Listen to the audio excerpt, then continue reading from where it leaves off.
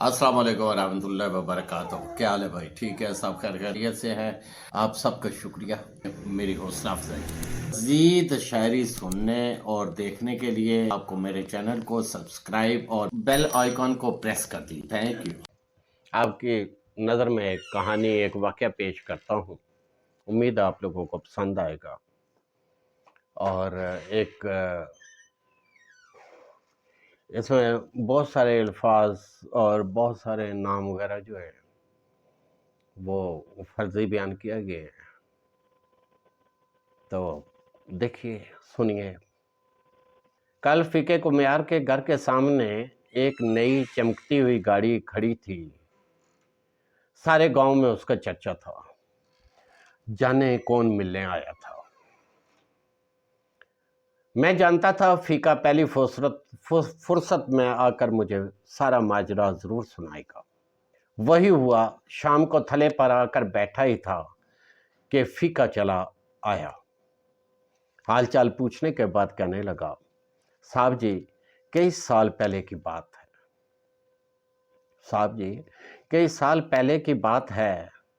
आपको याद है मासी नूरा होती थी, वो जो भट्ठी पर दाने बुना करती थी, जिसका एक को एक पुत्र था, वकार। मैंने कहा, हाँ यार, मैं अपने गांव के लोगों को कैसे भूल सकता हूं। अल्लाह आपका भला करे साहब जी। मैं और वकार 5वीं जमात में पढ़ते थे। स्कूल में अक्सर वकार के टेड में पीड़ होती थी। टेड मतलब है पेट में पीड़, दर्द का होना। तो स्कूल में अक्सर वकार के टेड में पीड़ होती थी। साहब जी एक नुकरे लगा रोता था। साहब जी एक नुकरे लगा रोता रहता था। मास्टर जी डांट कर उसे घर भेज देते थे। मास्टर जी इस्तेमाल होता है उस्ताद जी को, यानी कि जो टीचर होते थे उनको मास्टर जी कहा करते थे। तो वो क्या कहता है कि मास्टर जी डांट कर उसे घर भेज देते थे। जा हकीम को दिखा और दवाई ले। जा हकीम को दिखा और दवाई ले। एक दिन मैं आधी छुट्टी के वक्त वकार के पास बैठा था। मैंने अम्मा के हाथ का बना हुआ पराठा और अचार खोला।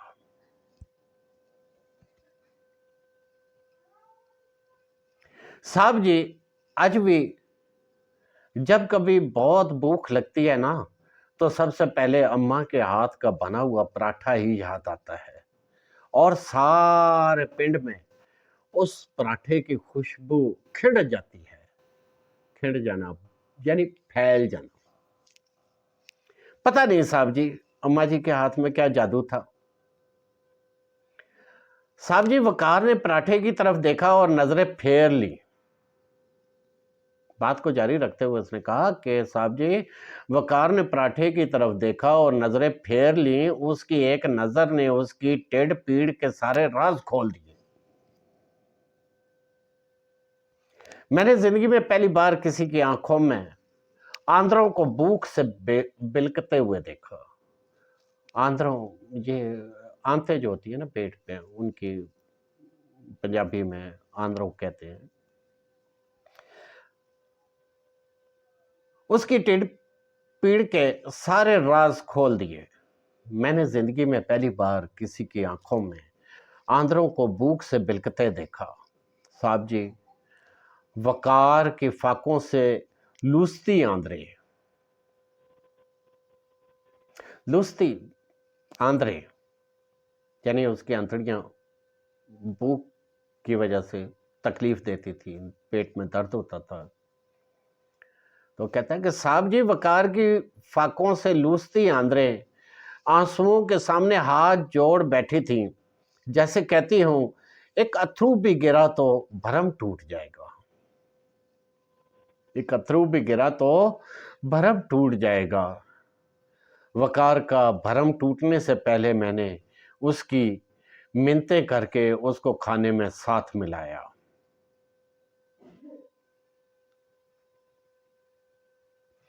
पहली बुरकी टेढ़ में जाते ही वकार की तड़पती आंद्रों ने आंखों के जरिए शुक्रिया भेजा, से हाथ रोक लिया और फिर बातों में लगा रहा। उसने पूरा पराठा खा लिया और फिर अक्सर ऐसा होने लगा। मैं किसी न किसी बहाने वकार को खाने में मिला लेता था। वकार की भूखी आंद्रों के साथ मेरे पराठे की पक्की यारी होगी और मेरी वकार के साथ। खबरें किसकी यारी पक्की थी? खबरें किसकी यारी पक्की थी साहब जी? खबरें किसकी यारी पक्की थी? मैं स्कूल से घर आते ही भूख भूख की खप मचा देता। एक दिन अम्मा ने पूछ ही लिया, पुत्र तुझे 7 पराठा बना के देती हूं, खाता भी है कि नहीं? इतनी भूख क्यों लग जाती है तुझे? मेरे हाथ पैर फूल जाते हैं। तू आते ही भूख भूख की खप डाल देता है, जैसे सदियों का भूखा है, जैसे सदियों का भूखा है। मैं कहाँ कुछ बताने वाला था साहब जी, ना जी ना, मैं कहाँ कुछ बताने वाला था साहब जी, पर अम्मा ने उगलवा कर ही दम लिया। सारी बात बताई अम्मा तो सुनकर बिलक पड़ी और कहने लगी, कल से 2 पराठे बना दिया करूंगी। मैंने कहा, अम्मा पराठे 2 हुए तो वकार का भरम टूट जाएगा, मैं तो घर आकर खा ही लेता हूं। साहब जी, उस दिन से अम्मा ने पराठे के वल बढ़ा दिए। वल यानी पेड़ा बढ़ा ले लिया। साहब जी, उस दिन से अम्मा ने पराठे के वल बढ़ा दिए और मक्खन अचार की मिकदार भी। वो भी मेरे जैसी मां का पुत्र है। ममता तो वखरी वखरी नहीं होती फीके, माएं वखो वख हुई तो क्या।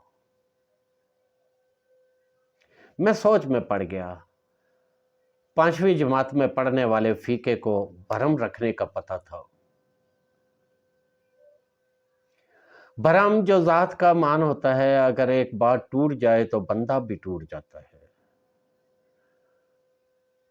सारी जिंदगी अपनी ही किरचियां गठी करने में गुजर जाती है और बंदा फिर कभी नहीं जुड़ पाता। फीके को 5वीं जमात से ही भरम रखने आते थे, इससे आगे तो वो पढ़ ही नहीं सका और पढ़ा लिखा आला तालीम याफ्ता मुझे किसी स्कूल ने भरम रखना सिखाया ही नहीं था कि कैसे भरम रखा जाता है। साहब जी, इसके बाद अम्मा बहाने बहाने से वकार के घर जाने लगी। देख नूरा, साग बनाया है, चख कर बता कैसा बना है। वकार की अम्मा को पता भी ना चलता और उनका एक डंग टप जाता।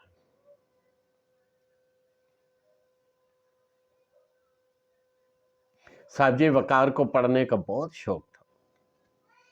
फिर अम्मा ने मामे से कहकर मासी नूरा को शहर में किसी के घर काम पर लगवा दिया। तनख्वाह वकार की पढ़ाई और 2 वक्त की रोटी तय पाई।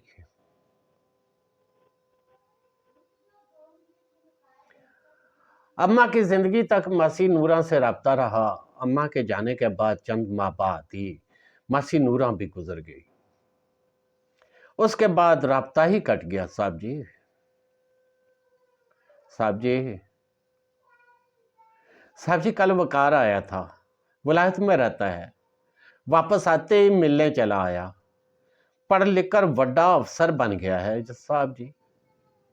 हाँ साहब जी, वो बड़ा अफसर बन गया है। मुझे लेने आया था साहब जी। कहता, तेरे सारे कागजात रेडी करके पासपोर्ट बनवाण कर तुझे साथ लेने आया हूं और इधर मेरी अम्मा के नाम पर लंगर खोलना चाहता है जी। साहब जी, वो इधर मेरी अम्मा के नाम पर लंगर खोलना चाहता है जी। साहब जी, मैंने हैरान होकर वकार से पूछा, यार लोग स्कूल बनवाते हैं, यार लोग स्कूल बनवाते हैं, अस्पताल बनवाते हैं, तू लंगर ही क्यों खोलना चाहता है? तो लंगर ही क्यों खोलना चाहता है, और वो भी अम्मा के नाम पर? कहने लगा, फीके, भुख बड़ी जालिम चीज है, चोर डाकू बना देती है, खाली पेट पढ़ाई नहीं होती, टिड पीड़ से जान निकलती है। तेरे से ज्यादा इस बात को कौन जानता है फीके?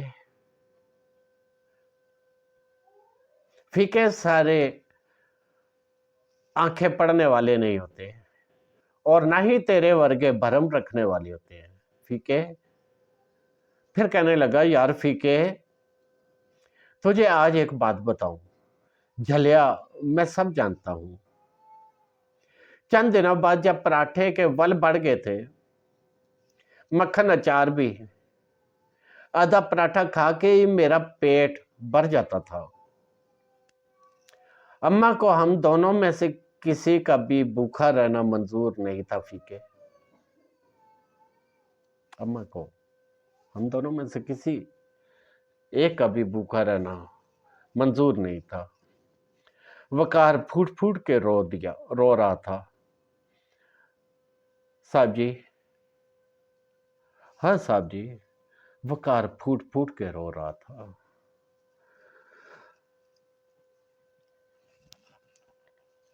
अम्मा यहां भी बाजी ले गई साहब जी, अम्मा यहां भी बाजी ले गई, और मैं भी इसी सोच में डूब गया कि लूसती आंद्रों और पराठे की यारी ज्यादा पक्की थी या फीके और वकार की।